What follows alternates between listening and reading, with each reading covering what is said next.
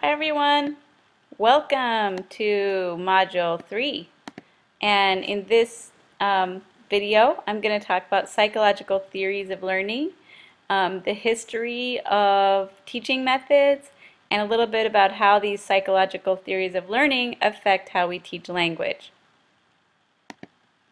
Take a moment to think about how you think people learn.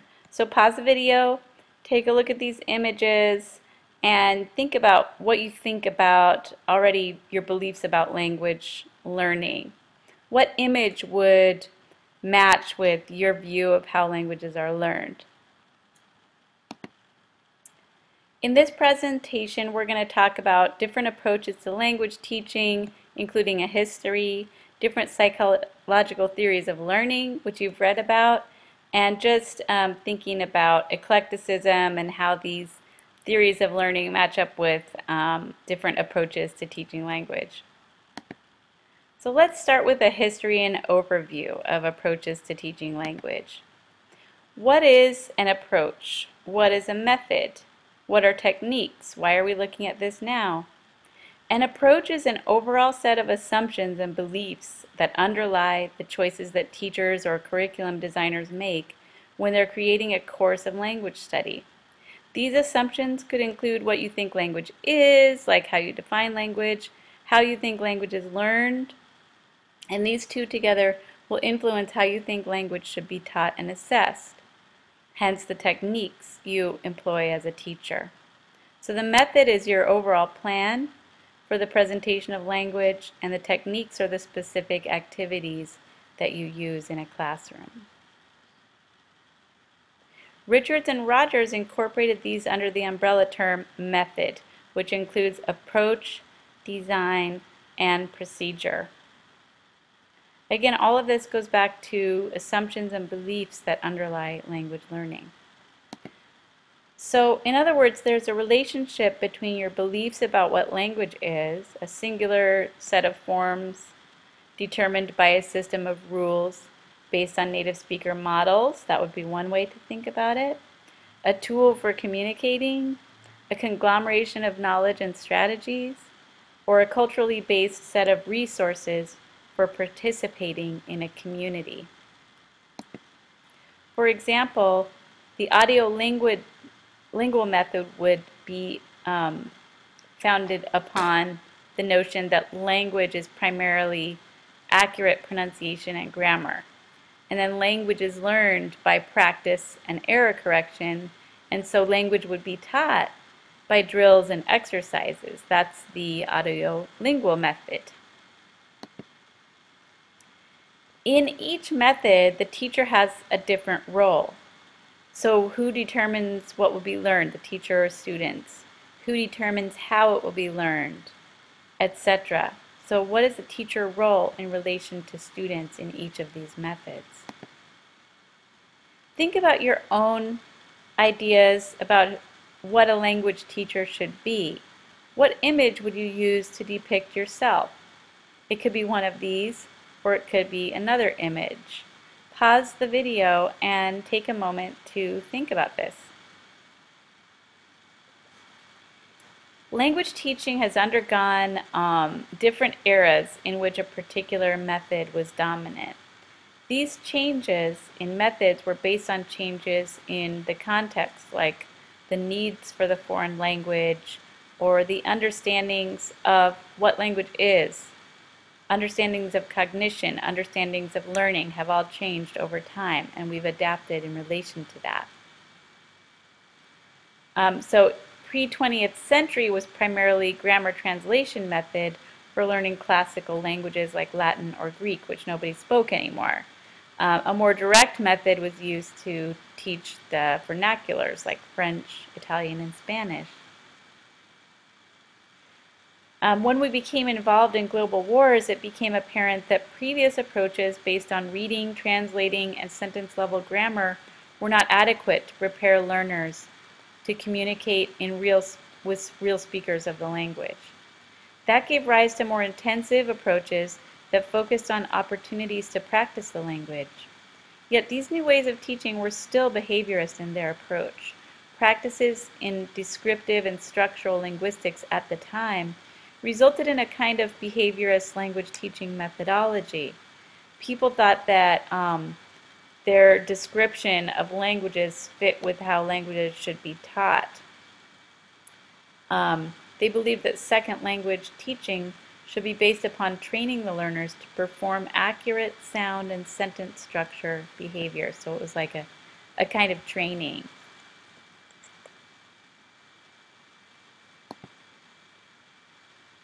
Since that time, there have been a number of developments, from a focus on thinking and strategies, which is a cognitive approach, a focus on the learner's whole being, including their motivation and emotions. That would be a humanistic approach. Comprehension-based, a focus on authentic forms of communication and fluency over accuracy, which is a communicative approach. A focus on the implicit acquisition of language through enhanced input at the appropriate level, which is task-based instruction. And more recently, most practitioners adopt an eclectic approach that is fit to the goals and objectives, with a recognition that language is multidimensional and that different aspects of language require different types of learning.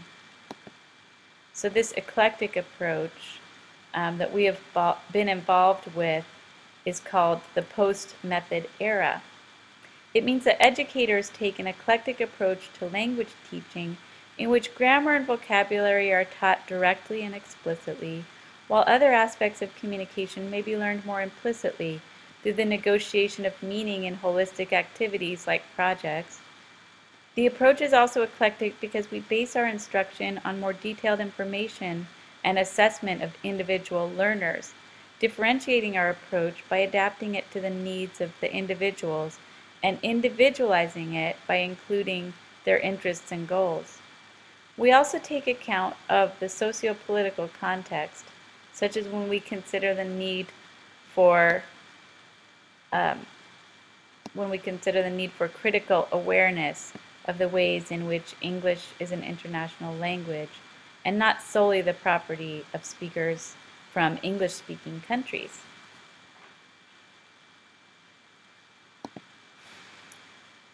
So Diaz-Rico's Mega Strategy 3 kind of fits with this. Teach the whole person, beliefs, body, brain, emotions, and culture within a positive social environment. Let's get an overview of the psychological theories of learning that underlie different approaches to teaching. When we talk about behaviorism, we're really talking about rote learning like memorization, or approaches that treat a single right answer as being correct. And it would be assessed by tests with right or wrong answers. Often a traditional behaviorism is based on immediate feedback like error correction and external rewards like grades and stuff like that. In behaviorist approaches, teachers reward desired actions using immediate, tangible, and desirable rewards that can be verbal, material, or token. Teachers punish undesired actions with immediate and tangible punishment, that is verbal, such as scolding, material, loss of a desired object, or token, the loss of a point or privilege. The drawbacks of traditional behaviorism include the fact that students have little choice in what they might find motivating in terms of both content and the way they are motivated, types of rewards. Behaviorism emphasizes extrinsic motivation almost exclusively, which goes against the well-known need for intrinsic motivation in the long, arduous process of second language acquisition. There is little stimulation of curiosity, playfulness, and exploration. Nevertheless, there are situations when incentives and external supports are necessary. Other problems include the fact that there is often little independent second language acquisition, limited access to the target language and culture, and little social interaction with target language speakers. Let's turn to cognitivism. In the late 1950s and 60s, behaviorism was totally overturned by Chomsky's critique in 1959 of Skinner's behaviorist book, Verbal Learning. He showed that if language were learned solely by reinforcement, native speakers would find it impossible to understand sentences that they heard in real life. So in the late 50s and 60s, a number of developments in language and cognition research led to changes in our understanding of learning. So this included developmental work, Chomsky's focus on language, information processing models, and cognitive psychologists' study of thinking directly, human thinking directly. Language is not learned solely through the process of behavioral reinforcement, but through an active language processor, the language acquisition device, that generates rules through the unconscious acquisition of grammar. The fact that preschool children, for example, master several complex aspects of native language syntax by preschool suggests that certain aspects of language need not be taught to children. Scholars of second language acquisition drew upon this generative theory to postulate that L2 acquisition goes through a process of stages similar to L1, with characteristic errors that themselves show the use of rules, even if the rules are not correct. Selinker called this interlanguage, to describe the language created by second language learners. Other facets of a cognitive approach are those which focus more on the conditions of learning, styles of learning, and brain-based learning. And we'll go more into Krashen's model in detail later.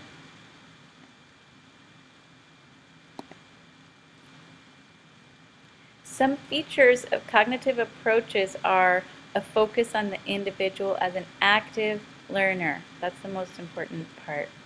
A focus on the learner as autonomous, in other words, independent. So metacognition, planning, setting goals, monitoring, evaluating one's own learning are very important. The idea that information processing and brain functions are enhanced by certain learning conditions. So the way that you present information or the conditions in which information is presented is very important for how well people learn. And learners must be guided to develop complex reasoning and problem solving, so focus on critical thinking. Learners' styles and intelligences are also considered to be multiple and varied. So all of that is very specific to cognitivism. At a certain point in the evolution of teaching approaches, our attention was turned toward the learner in a different way. While cognitive approaches focused on the learner primarily as the receptacle for a brain-mind, humanistic approaches turned their attention to matters of the heart. Cognitivism focused on the learner, humanism focused on the person. Who was the person we were teaching? How were they feeling? Why did they want to study English? What kinds of attitudes did they have about English and its speakers? So all of this led to these approaches mentioned in the slide: attention to emotional states, building self-esteem, encouraging risks, including fluency over accuracy, motivation as a central factor, attitude as a contributing factor, etc. Okay, I'm going to stop this video here. In the next video, we'll continue with this presentation.